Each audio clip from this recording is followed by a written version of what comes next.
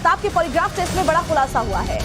आफ्ताब ने श्रद्धा की हत्या की बात को कबूल कर लिया, ये सूत्र बताते हैं। जंगल में लाश फेंकने की बात भी कबूल कर ली है। कई लड़कियों से संबंध होने की बात भी श्वेता आफ्ताब ने कबूल की अपने पॉलीग्राफी टेस्ट में। और सबसे बड़ी बात अनुराग ये देखिए कि अपने पॉलीग्राफी टेस्ट के दौरान भी वो बहुत आत्मविश्वास से लबरेज था, पूरे कॉन्फिडेंस, यानी कितना शातिर है ये शख्स। इसका अंदाजा इस बात से लगाया जाता है कि आमतौर पर पुलिस की कस्टडी में जब कोई भी शख्स पहुंचता है, कोई भी आरोपी पहुंचता है, तो उसका आत्मविश्वास डगमग हो जाता है, लेकिन ये इतना शातिर है कि इसकी बॉडी लैंग्वेज आप देखिए, कोई अफसोस नहीं है, पूरा कॉन्फिडेंट है इसके बातों में। और ये देखिए कैसे पूरे आत्मविश्वास के साथ अपनी हर बात का जवाब दे रहा है। अब एक जानकारी जो अंदर खाने से निकल कर आई थी सूत्रों के हवाले से, वो ये कि जब उससे सवाल पूछा गया कि क्या हत्या करने को लेकर उसे कोई रिग्रेट है, तो उसने कहा कि उसे इसका कोई रिग्रेट नहीं।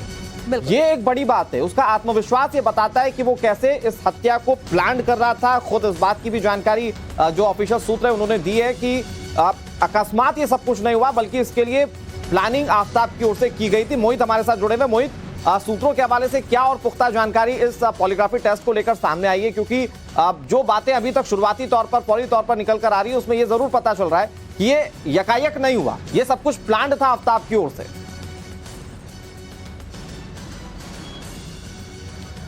बिल्कुल, देखिए जो दिल्ली पुलिस की पूछताछ और एफएसएल की पूछताछ में ये बात तो साफ निकल के आई है, ये कोई सडन प्रोवोकेशन का कारण इसकी श्रद्धा की हत्या नहीं की गई। आफ्ताब ने खुद कबूला है कि इसकी प्लानिंग बहुत पहले से कर ली गई थी, क्योंकि श्रद्धा 3-4 मई को ही उससे अलग होना चाह रही थी, लेकिन एक प्लानिंग के साथ वो दिल्ली लेकर आया और दिल्ली में ही उसने श्रद्धा की हत्या की। अगर एफएसएल सूत्रों की बात करें तो 4-5 बातें बड़ी मजबूती से निकल के सामने आई। इसमें आफ्ताब ने श्रद्धा की हत्या की बात कबूली की, उसने हत्या की है, उसने कोई ये एक्सीडेंट नहीं है, ये हत्या है जो उसने हत्या की है। आफ्ताब ने कबूला है कि श्रद्धा को पहले से ही वो मारना चाहता था, यानी जो प्लानिंग की बात हो रही है वो प्लानिंग निकल के सामने आ रही है कि पहले से श्रद्धा को मारना चाहता था। आफ्ताब ने यह भी कबूला है कि उसके कई लड़कियों से संबंध है और वो लड़कियों को करीब आने के लिए वो सोशल नेटवर्किंग साइट्स का यूज किया करता था और वहां से उनके संपर्क में आता था और सभी लड़कियों के साथ वो नए नए सिम कार्ड प्रयोग करके बात करता था और हर एक लड़की के लिए नए सोशल जो मीडिया अकाउंट्स होते हैं उसको यूज किया करता था। श्रद्धा की हत्या के बाद लाश को जंगल में फेंका है, दिल्ली और गुड़गांव के जंगलों में उसने लाश फेंकी है, वहां से टुकड़े पुलिस को बरामद हुए हैं। यही वजह है कि 4 मई को